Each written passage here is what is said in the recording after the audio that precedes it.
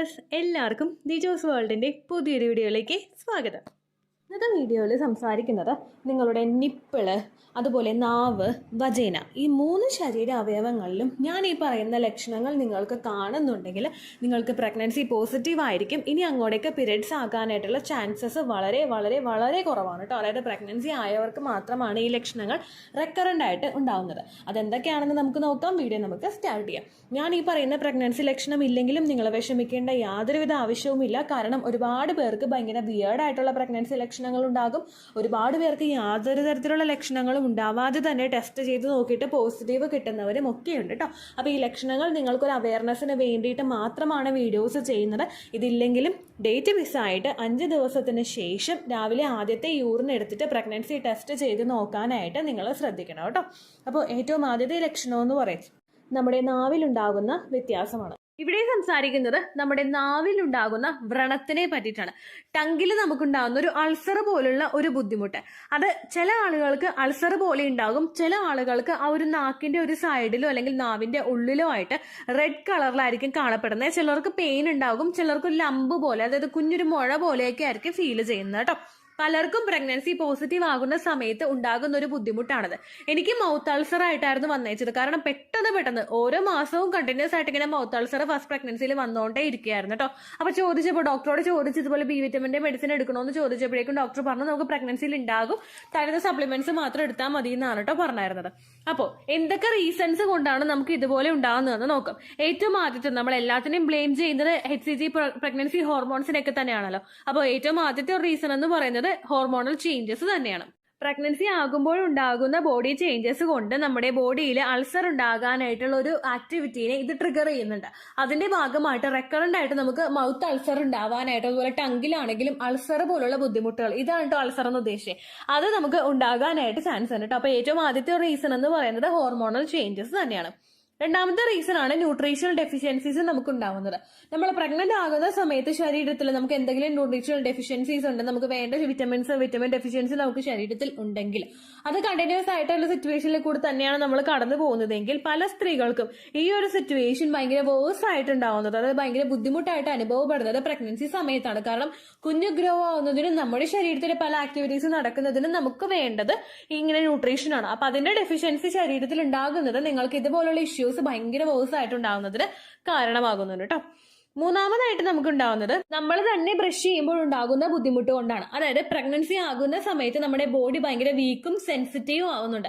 അപ്പൊ നമ്മൾ just brush ചെയ്തിട്ട് ഏതെങ്കിലും ഒരു ഭാഗത്തോട്ട് ബ്രഷ് ഒന്ന് സ്ലിപ്പായി പോകണമെങ്കിൽ പെട്ടെന്ന് തന്നെ അവിടെ പൊട്ടാനായിട്ട് ചാൻസ് ഭയങ്കര കൂടുതലാണ്.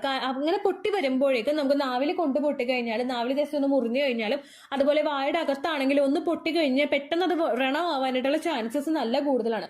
നമ്മൾ പ്രഗ്നന്റ് ആകുന്ന സമയത്ത് ബ്ലഡ് സർക്കുലേഷൻ എല്ലാ ഭാഗത്തോട്ടും ഇൻക്രീസ് ആകുന്നു എന്ന് നിങ്ങൾക്ക് ഓൾമോസ്റ്റ് അറിയാലോ.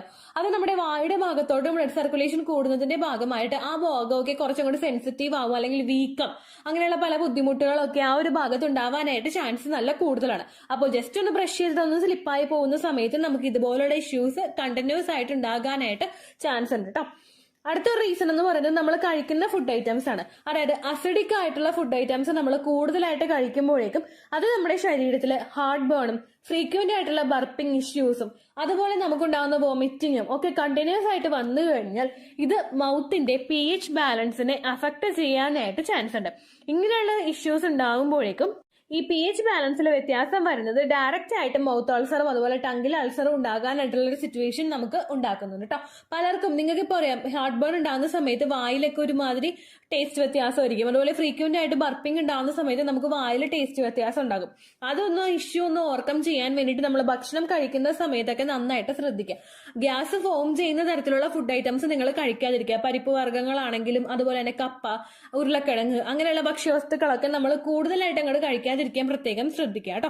അതുപോലെ തന്നെ നമ്മൾ ഭക്ഷണം കഴിക്കുന്ന കാര്യം കൂടി ശ്രദ്ധിക്കുക. എപ്പോഴും കഴിക്കുന്നത് ഒറ്റ സ്ട്രെച്ചിൽ 3 നേരം അങ്ങനെ കഴിക്കാനായിട്ട് പാടില്ല. നമ്മൾ കൗണ്ട് കൂട്ടിയിട്ട് ക്വാണ്ടിറ്റി കുറയ്ക്കുക. അതാണ് നമ്മൾ ചെയ്യേണ്ടത്. നമ്മൾ കഴിക്കുന്ന ഇപ്പൊ ഉച്ചയ്ക്ക് നിങ്ങൾ എടുക്കുന്ന ചോറ്, ഇപ്പൊ ഒരു കയ്യിൽ ചോറ് നിങ്ങൾ എടുക്കുന്നുണ്ടെങ്കിൽ അരക്കൈയിൽ വീതം 2 മണിക്കൂർ ഇടവിട്ട് നിങ്ങൾ എടുക്കാനായിട്ട് നോക്കുക. അപ്പൊ ഒന്ന് ദഹിച്ച് അടുത്തത് അക്സെപ്റ്റ് ചെയ്യാനായിട്ട് ബോഡി പ്രിപ്പയർ ആകും. അപ്പൊ നമുക്ക് ഹാർട്ട് ബേണോ അല്ലെങ്കിൽ ഫ്രീക്വന്റ് ആയിട്ട് ബർപ്പിങ്ങോ ഒക്കെ ഉണ്ടാകുന്ന സിറ്റുവേഷൻസ് പ്രിവെന്റ് ചെയ്യാനായിട്ട് നമുക്ക് സാധിക്കും കേട്ടോ. അങ്ങനെയൊക്കെ മൗത്തിന്റെ pH ബാലൻസ് നമുക്ക് മെയിൻറ്റെയിൻ ചെയ്യാം. അടുത്തൊരു റീസൺ ആണ് സ്ട്രെസ് എന്ന് പറയുന്നത്. സ്ട്രെസ് ഉണ്ടാകുന്ന സമയത്തും ഉണ്ടാകുന്ന ഹോർമോൺ ഫ്ലക്ച്വേഷൻസ് കൊണ്ടും മാറ്റങ്ങളൊക്കെ സംഭവിക്കുന്നത് കൊണ്ടും നിങ്ങൾക്ക് ഇതുപോലുള്ള അൾസർ കണ്ടിന്യൂസ് ആയിട്ട് ഉണ്ടാകാനായിട്ട് ചാൻസ് ഉണ്ട് കേട്ടോ. നാവിൽ ജസ്റ്റ് ഒരു കുരു പോലെയോ അല്ലെങ്കിൽ നാവിൽ വ്രണോ ഒക്കെ ആയിട്ടായിരിക്കും നിങ്ങൾക്ക് ഈ ഒരു ബുദ്ധിമുട്ട് കണ്ടിന്യൂസ് ആയിട്ട് ഉണ്ടാവുന്നത് കേട്ടോ. ചില ആളുകൾക്ക് ഈ ഒരു സിറ്റുവേഷനിൽ നിന്ന് മാറിയിട്ട് രണ്ടാമതായിട്ട് ഉണ്ടാകുന്ന ഒരു ലക്ഷണമാണ് ഓറൽ നമ്മുടെ ടങ്കിന്റെ ഭാഗത്ത് ത്രഷ് എന്ന് പറയും. അതായത് നാവില് പൂപ്പൽ നന്നായിട്ട് ഉണ്ടാവുക, ഭയങ്കര തിക്കായിട്ട് നാവില് പൂപ്പൽ ഉണ്ടാവുക. ഈ കുഞ്ഞു കുട്ടികളുടെ നാവൊക്കെ നിങ്ങൾ കണ്ടിട്ടില്ലേ പൂപ്പൽ ഉണ്ടാവുക. നമ്മൾ സാധാരണ ടങ് ക്ലീൻ ചെയ്ത് അങ്ങനെ അത് ക്ലീൻ ചെയ്താണ് നാച്ചുറലി കളയാറ്. പക്ഷെ ഇതിന്റെ അളവ് ഭയങ്കരമായിട്ട് കൂടി കൂടി വരിക പലപ്പോഴും പലർക്കും ഉണ്ടാവുന്ന ഒരു ബുദ്ധിമുട്ടാണ് കേട്ടോ. അത് പ്രഗ്നൻസി ആകുന്ന സമയത്തും നോർമലായിട്ട് നമുക്ക് ഉണ്ടാവുന്ന ഒരു മാറ്റമാണ്. പ്രഗ്നൻസി ഒക്കെ കഴിഞ്ഞിട്ട് ഡെലിവറി ഒക്കെ ആയ ഒരു 2 മാസമൊക്കെ ആയി കഴിയുമ്പോഴേക്കും ഇത് കണ്ടിന്യൂസ് ആയിട്ട് നമുക്ക് ഈ ഒരു സിറ്റുവേഷൻ ഒക്കെ മാറി പോകാനായിട്ടാണോ ചാൻസ്. ഇനി ഈ ഒരു ബുദ്ധിമുട്ട് നിങ്ങൾക്ക് ഉണ്ടായി കഴിഞ്ഞാൽ അതെങ്ങനെ ഓവർകം ചെയ്യാമെന്ന് നോക്കാം. തൈര് കഴിക്കുന്നതും കേർഡ് കഴിക്കുന്നതും യോഗേർട്ട് കഴിക്കുന്നതും ഒക്കെ ആ ഒരു pH ബാലൻസ് ഒക്കെ മെയിൻറ്റെയിൻ ചെയ്യുന്നതിന് വേണ്ടിയിട്ട് പ്രോബയോട്ടിക് ആണല്ലോ. അപ്പോൾ എല്ലാം നന്നായിട്ട് മെയിൻറ്റെയിൻ ചെയ്ത് കൊണ്ടുപോകുന്നതിന് വേണ്ടിയിട്ട് ഇത് സഹായിക്കുന്നുണ്ട് കേട്ടോ. അതുപോലെ തന്നെ നമ്മൾ ഉപ്പുവെള്ളം ഇടയ്ക്ക് വായിൽ കൊണ്ട് ക്ലീൻ ചെയ്യുന്നത് ആ ഒരു pH ബാലൻസ് ഒക്കെ മെയിൻറ്റെയിൻ ചെയ്യുന്നതിനും ഇൻഫെക്ഷൻസ് ഒക്കെ ഒന്ന് ക്യൂർ ചെയ്യുന്നതിനും വേണ്ടിയിട്ടുള്ളൊരു സപ്പോർട്ട് നമുക്ക് തരുന്നുണ്ട് കേട്ടോ. അടുത്ത വ്യത്യാസം ഉണ്ടാകുന്നത് നമ്മുടെ വജൈനൽ ഭാഗത്താണ്. പൂർണ്ണമായ വജൈനലിലെ മാറ്റമൊന്നും നമുക്ക് പറയാനായിട്ട് സാധിക്കില്ല. പക്ഷേ എന്നിരുന്നാൽ കൂടെ തന്നെ നമ്മുടെ ബ്ലാഡർ എപ്പോഴും ഫുള്ളായിട്ട് നമുക്ക് തോന്നും. നമ്മുടെ ആ ഒരു ഭാഗത്ത് നമ്മുടെ ആ ഒരു വജൈനൽ ഏരിയയോട് കൂടിയിട്ടുള്ള ഒരു ഭാഗമായതുകൊണ്ടാണ് ഞാനത് ഉൾപ്പെടുത്തിയത് കേട്ടോ. നമ്മുടെ ബ്ലാഡർ എപ്പോഴും ഫുള്ളായിട്ട് തോന്നുക എന്ന് പറയുന്നത് നമുക്ക് എപ്പോഴും മൂത്രം ഒഴിക്കാനായിട്ടുള്ള ഒരു ടെൻഡൻസീസ് കൂടി കൂടി വരും. നമുക്ക് ആ ഒരു ഭാഗം നമ്മുടെ ആ ഒരു മൂത്രം ഒഴിക്കുന്ന ആ ഒരു ഭാഗത്ത് എപ്പോഴും മൂത്രം കെട്ടിക്കിടക്കുന്നുണ്ട്, അല്ലെങ്കിൽ എപ്പോഴും എനിക്ക് മൂത്രം ഒഴിക്കണം എന്നുള്ളൊരു വിചാരം നമുക്ക് ഉണ്ടാകാനായിട്ട് സാധ്യതയുണ്ട് കേട്ടോ. മൂന്നാമത്തേന്ന് പറയുന്നത് നമ്മുടെ വജൈനൽ ഏരിയയിലുള്ള ലാബിയ എന്ന് പറയുന്നത് നമ്മുടെ വജൈനയ്ക്ക് ചുറ്റുമായിട്ടൊരു ചിറക് പോലുള്ളൊരു ഭാഗം ഉണ്ടല്ലോ. നിങ്ങളൊന്ന് ശ്രദ്ധിച്ചു കഴിഞ്ഞ് കഴിഞ്ഞാൽ നിങ്ങൾക്ക് മനസ്സിലാകും. വജൈനൽ ഏരിയ എന്ന് പറയുന്നത് നമ്മുടെ ആ ഒരു ഇൻസേർട്ട് ചെയ്യാൻ പാകുന്ന നമ്മുടെ ആ ഒരു ഫിസിക്കൽ കോണ്ടാക്ട് നടക്കുന്ന ആ ഒരു ഭാഗത്തിനാണ് നമുക്ക് വജൈന എന്ന് പറയാനായിട്ട് സാധിക്കുന്നത്. അതിന് ചുറ്റുമുള്ള ഒരു ചിറക് പോലെയുള്ളൊരു ഒരു ആകൃതിയിലുള്ളൊരു ആ ഒരു ഭാഗം, അതിന് നമുക്ക് ലാബിയ എന്നാണ് പറയുന്നത്. ഈ ലാബിയയുടെ ഞാനിവിടെ ഇമേജ് കൊടുക്കാം കേട്ടോ. അപ്പോൾ നിങ്ങൾക്ക് വളരെ വ്യക്തമായിട്ടത് മനസ്സിലാകും. അല്ലെങ്കിൽ ഞാനിങ്ങനെ ലാബിയ എന്ന് പറയുമ്പോൾ നിങ്ങൾക്ക് മനസ്സിലായിക്കൊള്ളണമെന്നില്ല. പക്ഷേ ഞാനൊരു ഇമേജ് കൃത്യമായിട്ട് കൊടുക്കുക. അപ്പോൾ നിങ്ങളത് നോക്കുക. അപ്പോൾ നിങ്ങൾക്ക് കൃത്യമായിട്ട് മനസ്സിലാവും കേട്ടോ. ഈ ലാബിയയിൽ 2 ലെയേഴ്സാണുള്ളത്, ഇന്നർ ലെയറും ഔട്ടർ ലെയറും. ഇന്നർ ലെയർ എന്ന് പറയുന്നത് മുകളിലുള്ളൊരു ഭാഗം, ഔട്ടർ ലെയർ എന്ന് പറയുന്നത് താഴെയുള്ളൊരു ഭാഗം. ഈ ഭാഗത്ത് നമുക്ക് കൂടുതൽ രക്തയോട്ടം വരുന്നതിൻ്റെ ഭാഗമായിട്ട്, അതായത് നമ്മൾ ആ ഒരു വജൈനയിലോട്ടും നമ്മുടെ ആ ഒരു ഭാഗത്ത് നമ്മൾ പ്രഗ്നൻ്റ് ആകുന്നൊരു സമയത്ത് രക്തയോട്ടം വളരെയധികം കൂടുതലായിട്ട് അനുഭവപ്പെടും, കൂടുതലായിട്ട് ഉണ്ടാകും. ഇങ്ങനെ ഉണ്ടാകുന്നതിൻ്റെ ഭാഗമായിട്ട് ആ കൂടുതൽ ബ്ലഡ് സർക്കുലേഷൻ നടക്കുന്നതിൻ്റെ ആ ഒരു ഭാഗമായിട്ട് നമ്മുടെ ആ ഒരു ലാബിയയുടെ ഒരു കളറിൽ വ്യത്യാസം വരാനായിട്ട് സാധ്യതയുണ്ട്. കൂടുതൽ രക്തയോട്ടം നടക്കുന്നതിൻ്റെ ഭാഗമായിട്ട് അവിടെ ബ്ലൂ ഷെയ്ഡോട് കൂടിയിട്ടുള്ളൊരു കളറോ അതല്ലെങ്കിൽ പർപ്പിൾ ഷെയ്ഡോട് കൂടിയിട്ടുള്ളൊരു കളറോ ആയിട്ട് മാറാനായിട്ട് സാധ്യതയുണ്ട്. ഇങ്ങനെ ഉണ്ടാകുന്നത് കൂടുതൽ ബ്ലഡ് സർക്കുലേഷൻ ഉണ്ടാകുന്നതിൻ്റെ ഭാഗമായിട്ടാണ്. അപ്പോൾ നിങ്ങൾ ചെയ്യേണ്ടത് ഇത്രമാത്രമാണ്. ആ കളർ ഐഡൻറ്റിഫൈ ചെയ്യാനായിട്ട് നിങ്ങളിപ്പോൾ തന്നെ ഒരു മിറർ വെച്ചിട്ട് നിങ്ങളൊന്ന് കിടന്നിട്ട് ഒരു മിറർ വെച്ചിട്ട് നിങ്ങളുടെ ആ ലാബിയയുടെ ഒരു ഏരിയ ഒന്ന് നോക്കുക. അതിൻ്റെ കളർ ഏതാണ് എന്ന് നിങ്ങൾ നോക്കുക. അപ്പോൾ നിങ്ങൾക്ക് അവിടെയുള്ള കളർ ഏകദേശം ഐഡൻറ്റിഫൈ ചെയ്യാനായിട്ട് സാധിക്കും. നിങ്ങൾ ആ ഒരു കളർ ഒന്ന് നോക്കിക്കഴിഞ്ഞ് കഴിഞ്ഞാൽ അതിന് ശേഷം ഒരു ഇംപ്ലാന്റേഷൻ നടക്കുന്ന സമയത്ത് നിങ്ങൾ ആ കളറൊന്ന് നോക്കുക.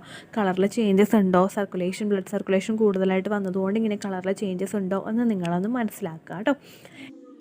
അടുത്ത വ്യത്യാസം ഉണ്ടാകുന്നത് നമ്മുടെ ബ്രസ്റ്റിലെ നിപ്പിളിലാണ് കേട്ടോ. നമ്മൾ പ്രഗ്നൻ്റ് ആകുന്ന ഒരു സമയത്ത് നമ്മുടെ യൂട്രസ് ആ ഒരു ബേബിയെ ഒന്ന് ഉൾക്കൊള്ളാൻ വേണ്ടിയിട്ട് തയ്യാറാകുന്നത് പോലെ തന്നെ നമ്മുടെ ബ്രസ്റ്റും ഒന്ന് ഫീഡ് ചെയ്യാനായിട്ട് തയ്യാറായിക്കൊണ്ടിരിക്കും. ഇങ്ങനെ ഫീഡ് ചെയ്യാനായിട്ട് ബ്രസ്റ്റ് തയ്യാറാകുന്നതിൻ്റെ കാരണമായിട്ട് ആ ഒരു സിറ്റുവേഷനിൽ നമുക്ക് ഒരുപാട് മാറ്റങ്ങൾ ബ്രസ്റ്റിൽ അനുഭവപ്പെടാറുണ്ട്. ഈ ഉണ്ടാകുന്ന മാറ്റങ്ങൾ എന്തൊക്കെയാണെന്ന് വെച്ച് കഴിഞ്ഞാൽ നമ്മുടെ ബ്രസ്റ്റിന് ഒന്ന് എൻലാർജ് ആകുന്നത് പോലെ തോന്നുക, ബ്രസ്റ്റ് ഒന്ന് ഹെവി ആയിട്ട് അനുഭവപ്പെടുക, ബ്രസ്റ്റ് തൊടുമ്പോൾ നമുക്ക് വേദന ഉണ്ടാവുക, ബ്രസ്റ്റിന് ചുറ്റുമുള്ള നിപ്പിൾസിൻ്റെ കളറിൽ മാറ്റം വരിക. അതായത് നമ്മൾ പ്രഗ്നൻ്റ് ആകുന്നതിന് മുൻപായിട്ട് ബ്രൗൺ കളറിലായിരുന്ന നിപ്പിൾസ് പ്രഗ്നൻ്റ് ആകുന്ന ആ ഒരു സമയം മുതൽ നമുക്കൊരു ബ്ലാക്ക് കളറിലോട്ട് മാറാനായിട്ടുള്ള സാധ്യതകളുണ്ട്. അപ്പോൾ ഇവിടെ എന്ന് പറയുന്നത് ഞാൻ സംസാരിക്കാനായിട്ട് പോകുന്നത് ബ്രസ്റ്റിന് സംഭവിക്കുന്ന മറ്റൊരു പ്രധാനപ്പെട്ട മാറ്റത്തെ പറ്റിയിട്ടാണ്. അതായത് ആ ഒരു നിപ്പിള് ഒന്ന് നേരെ നിൽക്കുന്ന സിറ്റുവേഷൻ എന്ന് പറയുന്നത് സാധാരണയായിട്ട് നമ്മൾ പ്രഗ്നൻ്റ് ആകുന്നതിന് മുൻപുള്ള സിറ്റുവേഷനുകളിൽ നോർമലായിട്ട് നമ്മുടെ ബ്രസ്റ്റ് എപ്പോഴും നമ്മുടെ സ്കിന്നിനോട് ചേർന്ന് ഒട്ടിയിട്ടായിരിക്കും ഇരിക്കുന്നത്. എന്നാൽ നേരെ മറിച്ച് നമ്മളൊന്ന് ഇപ്പോൾ ഒരു സിറ്റുവേഷൻ ഞാൻ പറയുന്നത് വെച്ചാൽ നമ്മൾ നല്ലൊരു തണുത്ത വെള്ളത്തിൽ അങ്ങോട്ട് കുളിക്കുമ്പോഴേക്കും നമുക്ക് ആ ഒരു ബ്രസ്റ്റ് ആ ഒരു നിപ്പിള് ഒന്നിങ്ങനെ എൻലാർജായിട്ട് നിൽക്കുന്നത് പോലെ, അതായത് ഒന്ന് നിവർന്ന് നിൽക്കുന്നത് പോലെ, ഒന്ന് ഇറക്റ്റായിട്ട് നിൽക്കുന്നത് പോലെ അതിലുള്ളൊരു സിറ്റുവേഷൻ നമുക്ക് ഉണ്ടാകും. അതായത് നിങ്ങൾക്ക് ആ ഒരു സിറ്റുവേഷൻ ക്യാച്ച് ചെയ്യാൻ പറ്റിയിട്ടുണ്ടാകുമെന്ന് ഞാൻ വിശ്വസിക്കുന്നു. നോർമലി പതിഞ്ഞ് നിൽക്കുന്ന ആ ഒരു സ്കിന്നിനോട് പതിഞ്ഞ് നിൽക്കുന്ന ആ ഒരു നിപ്പിൾസ് രണ്ടും ഒന്ന് നിവർന്ന് നിൽക്കുന്ന ആ ഒരു സിറ്റുവേഷൻ, ഒന്ന് നേരെ നിൽക്കുന്ന ആ ഒരു സിറ്റുവേഷനാണ് ഞാൻ പറയുന്നത് കേട്ടോ. ഇത് ഉണ്ടാകാനായിട്ടുള്ള പ്രധാനപ്പെട്ട കാരണം എന്ന് പറയുന്നത് ഒരു HCG ഹോർമോൺ നമ്മളുടെ ശരീരത്തിൽ പ്രൊഡ്യൂസ് ആകുന്നത് കൊണ്ടാണ്. HCG ഹോർമോണാണ് നമ്മൾ പ്രഗ്നൻ്റ് ആകുന്ന സമയത്ത്, പ്രഗ്നൻ്റ് ആകുന്ന ഒരു സിറ്റുവേഷനിൽ നമ്മുടെ ബോഡിയിൽ ന്യൂലി പ്രൊഡ്യൂസ് ആകുന്ന ഒരു ഹോർമോൺ. ഈ HCG ഹോർമോൺ പ്രൊഡ്യൂസ് ആകുന്നതിൻ്റെ ഭാഗമായിട്ട് ഈ HCG ഹോർമോൺ മൂലം നമ്മുടെ ആ ഒരു ബ്രസ്റ്റ് ഫീഡ് ചെയ്യാനായിട്ട് പ്രിപ്പയർ ആകുന്നു. ഈ ഫീഡ് ചെയ്യാനായിട്ട് ബ്രസ്റ്റ് പ്രിപ്പയർ ആകുന്നത് കൊണ്ടാണ് നമുക്ക് ആ ഒരു നിപ്പിൾസിൽ ആ ഒരു ചേഞ്ചസ് റെക്കഗ്നൈസ് ചെയ്യാനായിട്ട് പറ്റുന്നത് കേട്ടോ. നമ്മൾ നോർമലി നമ്മുടെ നിപ്പിൾസ് നിൽക്കുന്നതിനേക്കാളും ഒന്ന് നിവർന്ന് ആ നിപ്പിൾസ് നിൽക്കുന്നത് പോലെ നമുക്ക് തോന്നും. നമ്മളിപ്പോൾ പ്രഗ്നൻ്റ് ആയിട്ടുള്ള ഫസ്റ്റ് പ്രഗ്നൻസി ആയിട്ടുള്ളവർക്ക് മനസ്സിലാക്കും, കുഞ്ഞ് ഫീഡ് ചെയ്യുന്ന ആ ഒരു സമയത്ത് ആ ബ്രസ്റ്റ് ഇങ്ങനെ നമ്മുടെ ആ നിപ്പിൾസ് ഇങ്ങനെ നിവർന്ന് നേരെ മുൻപോട്ടായിരിക്കും നിൽക്കുന്നത്, മുൻപോട്ട് ഇങ്ങനെ തള്ളിയിട്ടായിരിക്കും ആ നിപ്പിൾസ് നിൽക്കുന്നത്. എന്നാൽ അങ്ങനെ അല്ലാത്ത സിറ്റുവേഷനുകൾ നമ്മൾ നോർമലായിട്ട് നമ്മുടെ സ്കിന്നിനോട് ഒട്ടിയിട്ടുമായിരിക്കും ഈ നിപ്പിൾസ് നിൽക്കുന്നത് കേട്ടോ. അപ്പോൾ ഇംപ്ലാന്റേഷൻ കഴിഞ്ഞിട്ടുള്ള ആ ഒരു സന്ദർഭത്തിന് ശേഷമായിരിക്കും നമുക്ക് ഈ ഒരു പ്രഗ്നൻസി ലക്ഷണം കൂടുതലായിട്ടും കാണപ്പെടുന്നത്. കാരണം എന്താണെന്ന് വെച്ച് കഴിഞ്ഞാൽ ഇംപ്ലാന്റേഷൻ നടന്നു കഴിഞ്ഞിട്ടാണ് ഇംപ്ലാന്റേഷൻ നടന്നു കഴിഞ്ഞാൽ ഒരു പ്രോസസ്സ് കഴിയുമ്പോഴാണ് നമ്മുടെ ശരീരത്തിൽ HCG ഹോർമോൺ പ്രൊഡ്യൂസ് ആവുന്നത്. ഈ HCG ഹോർമോണാണ് നമ്മളിൽ ഉണ്ടാകുന്ന ഏറെക്കുറെ ഒന്നാമത്തെ ആ ഒരു ട്രൈമസ്റ്ററിലെ പ്രഗ്നൻസി ലക്ഷണങ്ങൾക്കും കാരണമാവുന്നത്. HCG ഹോർമോണിൻ്റെ അളവ് ആ ഒരു ഫസ്റ്റത്തെ ട്രൈമസ്റ്റർ കഴിയുമ്പോൾ ഒന്ന് നോർമലായിട്ടൊന്ന് പോകുന്നത് കൊണ്ടാണ്, അതായത് ഒരു ഇൻക്രീസ് അവിടെ ഉണ്ടാകാത്തത് കൊണ്ടാണ് നമുക്ക് പലർക്കും തന്നെ മോർണിംഗ് സിക്നസ് ആ ഒരു ഫസ്റ്റ് ട്രൈമസ്റ്ററിൽ കഴിഞ്ഞ് കഴിയുമ്പോൾ ബാക്കിയുള്ള 2-3 മാസങ്ങളിൽ ആ ഒരു ലക്ഷണങ്ങൾ കുറയുന്നത്. ഇതേ HCG ഹോർമോണിൻ്റെ ആ ഒരു ചേഞ്ചസ് കൊണ്ടാണ് നിങ്ങൾ പ്രഗ്നൻ്റ് ആകുന്ന സമയത്തും ബ്രസ്റ്റിൽ ഈ ഒരു മാറ്റങ്ങൾ ഉണ്ടാകുന്നത്. ഇത്രയേ ഉള്ളൂ വീഡിയോ. യൂസ്ഫുൾ ആയി കാണുമെന്ന് വിശ്വസിക്കുന്നു. യൂസ്ഫുൾ ആവുന്നുണ്ടെങ്കിൽ ലൈക്ക് ചെയ്യുക, ഫ്രണ്ട്സിനൊക്കെ ഷെയർ ചെയ്ത് കൊടുക്കുക കേട്ടോ. എന്തെങ്കിലും സംശയം ഉണ്ടെങ്കിൽ നിങ്ങൾ കമൻസിൽ ചോദിക്കുക. പണ്ടത്തെ വീഡിയോയ്ക്ക് കമൻസ് ഇടുന്നവർക്ക് റിപ്ലൈ ലഭിക്കുന്നില്ലെങ്കിൽ ലേറ്റസ്റ്റ് ആയിട്ട് ഞാൻ ഏത് വീഡിയോ ആണ് അപ്ലോഡ് ചെയ്യുന്നത് അതിന് താഴെ കമൻറ്റ് ഒന്ന് കോപ്പി പേസ്റ്റ് ചെയ്യാനായിട്ട് ശ്രദ്ധിക്കുക കേട്ടോ. അതുപോലെ ഓവുലേഷൻ ഡേറ്റ് കാൽക്കുലേറ്റ് ചെയ്ത് തരാനായിട്ട് റിക്വസ്റ്റ് ചെയ്യുന്ന ആളുകൾ എത്രയാണോ സൈക്കിൾ ലെങ്ത് അത് മെൻഷൻ ചെയ്യാനായിട്ട് ശ്രദ്ധിക്കുക. സൈക്കിൾ ലെങ്ത് എന്നതുകൊണ്ട് ഉദ്ദേശിച്ചത് ഓരോ മാസവും എത്ര ദിവസം കൂടുമ്പോഴാണോ ബ്ലീഡിങ് വരുന്നത് അതാണ് സൈക്കിൾ ലെങ്ത്. കഴിഞ്ഞ മാസം ഒരു 8-ാം തീയതിയാണ് ബ്ലീഡിങ് ആയതെങ്കിൽ ഈ മാസം 6-ാം തീയതിയാണ് ബ്ലീഡിങ് ആയതെങ്കിൽ കഴിഞ്ഞ മാസം 8-ാം തീയതി മുതൽ ഈ മാസം 6-ാം തീയതി വരെ എത്ര ദിവസമുണ്ടോ അത് കാലണ്ടറിൽ എണ്ണി തിട്ടപ്പെടുന്നതാണ് നിങ്ങളുടെ സൈക്കിൾ ലെങ്ത്. സൈക്കിൾ ലെങ്ത് നമ്മൾ കൃത്യമായിട്ട് കാൽക്കുലേറ്റ് ചെയ്യുകയാണെങ്കിൽ ഓവുലേഷൻ ഡേറ്റ് എളുപ്പത്തിൽ കണ്ടുപിടിക്കാൻ വേണ്ടിയിട്ട് ഒരുപാട് ആപ്ലിക്കേഷൻസും ഒരുപാട് ഓൺലൈൻ ആയിട്ടുള്ള വെബ്സൈറ്റുകളും ഇന്ന് നമുക്ക് അവൈലബിൾ ആണ്. പ്ലേ സ്റ്റോറിൽ പോയിട്ട് ഓൺലൈൻ ഓവുലേഷൻ ട്രാക്കർ എന്ന് ടൈപ്പ് ചെയ്ത് കഴിഞ്ഞാൽ നിങ്ങൾക്ക് അതുമായിട്ട് ബന്ധപ്പെട്ടിട്ടുള്ള ആപ്ലിക്കേഷൻസ് കിട്ടും. അത് പറ്റുന്നില്ല എങ്കിൽ ഗൂഗിളിൽ പോയിട്ട് ഓൺലൈൻ ഓവുലേഷൻ കാൽക്കുലേറ്റർ എന്ന് ടൈപ്പ് ചെയ്ത് കഴിഞ്ഞാൽ അതുമായിട്ട് ബന്ധപ്പെട്ടിട്ടുള്ള വെബ്സൈറ്റുകൾ നിങ്ങൾക്ക് കിട്ടും. അതിൽ നിങ്ങളുടെ ലാസ്റ്റ് മന്തിലെ മെൻസ്ട്രേഷൻ്റെ ഡേറ്റും ഒപ്പം ഞാൻ ഈ പറഞ്ഞ രീതിക്ക് നിങ്ങൾ കാൽക്കുലേറ്റ് ചെയ്യുന്ന സൈക്കിൾ ലെങ്ത്തും എൻ്റർ ചെയ്ത് കൊടുക്കുകയാണെങ്കിൽ നിങ്ങൾക്ക് കൃത്യമായിട്ട് ഓവുലേഷൻ ഡേറ്റ് കണ്ടുപിടിക്കാനായിട്ട് സാധിക്കും. ഫെർട്ടൈൽ ടൈം പീരീഡും നിങ്ങൾക്ക് കിട്ടും. അതായത് എത്ര ദിവസം മുതൽ കോൺടാക്ട് ചെയ്ത് തുടങ്ങിക്കഴിഞ്ഞാൽ നിങ്ങൾ പ്രഗ്നൻ്റ് ആകും എന്നുള്ളൊരു ഡേറ്റും നിങ്ങൾക്ക് പ്രോപ്പറായിട്ട് കിട്ടും കേട്ടോ. ഇത് കാൽക്കുലേറ്റ് ചെയ്യുന്ന സമയത്ത് സൈക്കിൾ ലെങ്ത് കാൽക്കുലേറ്റ് ചെയ്യുന്ന സമയത്ത് നിങ്ങളുടെ ആ ഒരു കലണ്ടറിൽ നോക്കി തന്നെ നിങ്ങൾ കാൽക്കുലേറ്റ് ചെയ്യുക. പല മാസങ്ങളിലും 30-31 ദിവസമുണ്ട്, അതുകൊണ്ടാണ് അങ്ങനെ പറഞ്ഞത്. ഒപ്പം നിങ്ങൾക്ക് ബ്ലീഡിങ് തുടങ്ങിയ ദിവസത്തിന് വേണം നിങ്ങൾ ഡേ 1 ആയിട്ട് എടുക്കാൻ വേണ്ടിയിട്ട്. സ്പോട്ടിങ് തുടങ്ങിയ ദിവസത്തിനെ, അതായത് ചെറുതായിട്ട് ഡിസ്ചാർജ് പോയി തുടങ്ങിയ ദിവസത്തിനെ നിങ്ങൾ കൺസിഡർ ചെയ്യേണ്ട ആവശ്യം ഇല്ല കേട്ടോ. അപ്പോൾ ഇത്രയേ ഉള്ളൂ വീഡിയോ. അടുത്തൊരു വീഡിയോ ആയിട്ട് നമുക്ക് വീണ്ടും കാണാം. ബൈ.